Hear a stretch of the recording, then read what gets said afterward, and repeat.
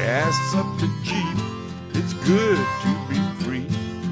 Load up the pans and fishing poles. The highway is long, the wheels turning round. Pack up the cook stove and the bowls. Arlo and I, we hit the open road. Arlo and I are on the road.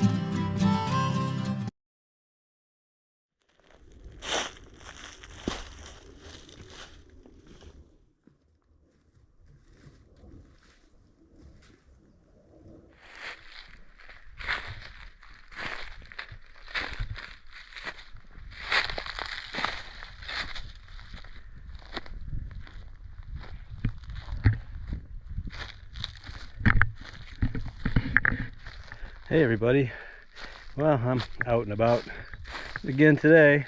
I'm down in this sort of riparian area, so it's a little bit cooler, a little bit shady, and there's going to be some water once we get a little bit farther down here. But I have the strangest feeling today. I'm just like, I don't know why. I've spent countless hours out here in the Sonoran Desert, and I don't worry too much about rattlesnakes. I'm just very careful, you know, where I step, where I put my hands, things like that. But I'm just got like the I'm gonna say the rattlesnake shakes today, because I don't know, for some reason I just feel like really rattlesnake leery today, and I don't know why. Of course, rattlesnake shakes is a sexual innuendo from Peter Green, Fleetwood Mac, but I don't know what it is. I'm always really careful when I'm out here in the desert. You know, I'm very aware what I'm doing. But today, I just feel kind of like really creeped out, like for some reason about rattlesnakes today. And I don't know why. Every crunch under my foot, every little bird that jumps out of the trees, I feel jumpy. I don't know what it is. I'm sure, you know, it's just me, of course, but I don't know why. Today I just really have that feeling. As a matter of fact, I was just walking over a little hill there, and a sort of like a garter snake came right out under my feet, you know, and that just really intensifies the feeling I'm having here today.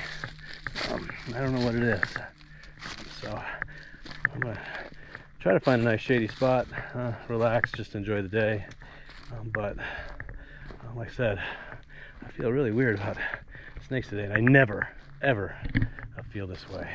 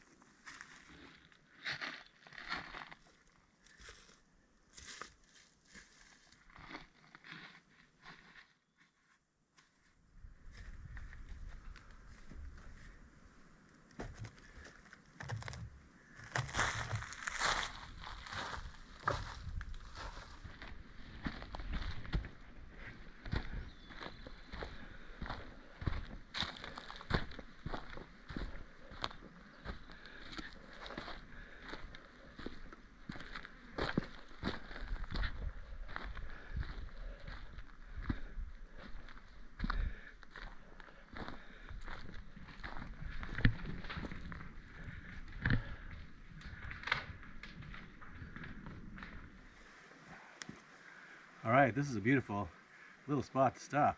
It's nice and shady. You can hear the water kind of trickling down there, and there's lots of wild edibles around here, which is pretty neat. And of course, we're in a riparian area, so that's going to be the case. You're going to see a lot more wild edibles in here.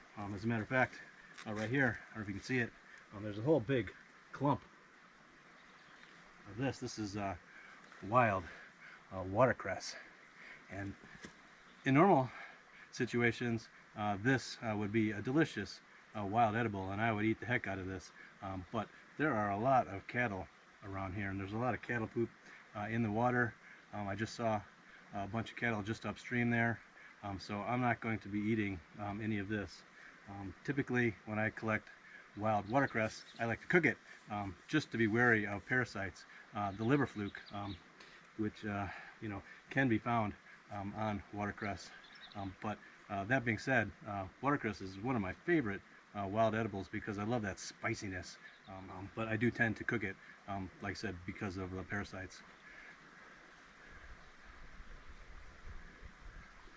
Also, up here on the hill, I'm going to go grab some.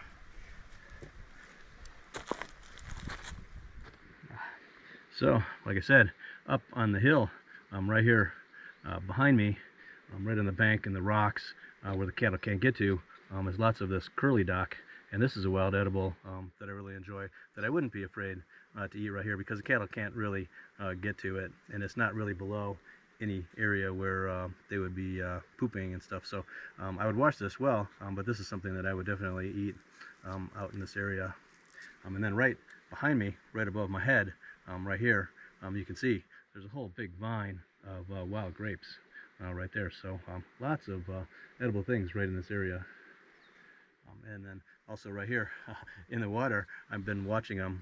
There are giant crawfish all over. I'll see if I can put the camera over there so you can see them. But they'll probably scare them away when I go over there, but let's see.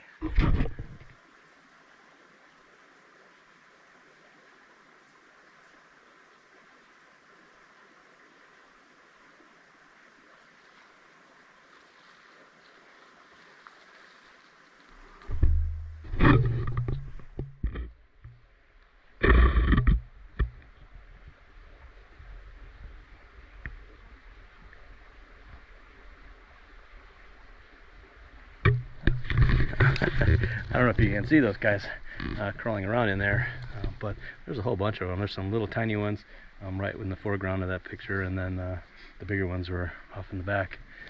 But if I had some bacon and some string, I could catch a bunch of those. But once again, I would definitely cook them really well, being that there's a lot of cattle around here and a lot of cattle poop in the water. Would be my first choice to be collecting crawfish, but if I were hungry, they're there. All right, I'm going to go over here by this water, and I'm going to try to video them. You'll see them shooting all over the place. As soon as I get near the edge, they're going to go crazy.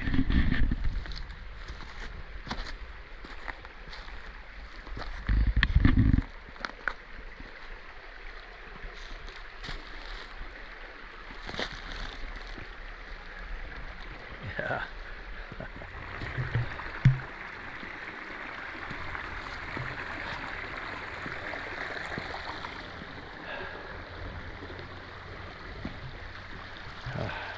I don't know if you can see this, but all of this right here, this is all watercress.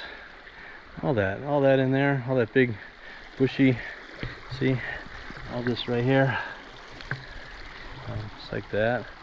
All those bushy plants around there is all watercress. There'd be no reason to starve around here, and watercress is very rich, nutrient dense. Very good for you.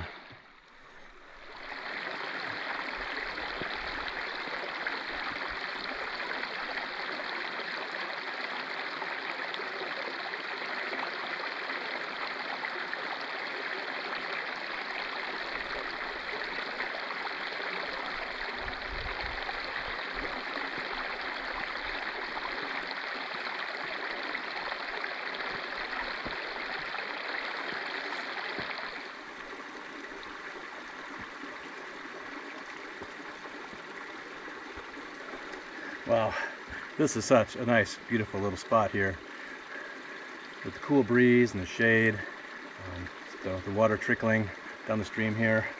Oh, it's so nice and relaxing. And you know what, it's gotten me taking my mind off thinking about rattlesnakes. I don't know what it is today. Normally I spend a lot of time out in the Sonoran Desert here, and it doesn't bother me at all. Of course, I'm always very cautious, like I said, and I'm not too worried about it because I am careful, but you never know. And I just kind of got the creeps today. Like that there's rattlesnakes all over the place, and every little crunch of the leaves and every little thing is making me think that there's one there.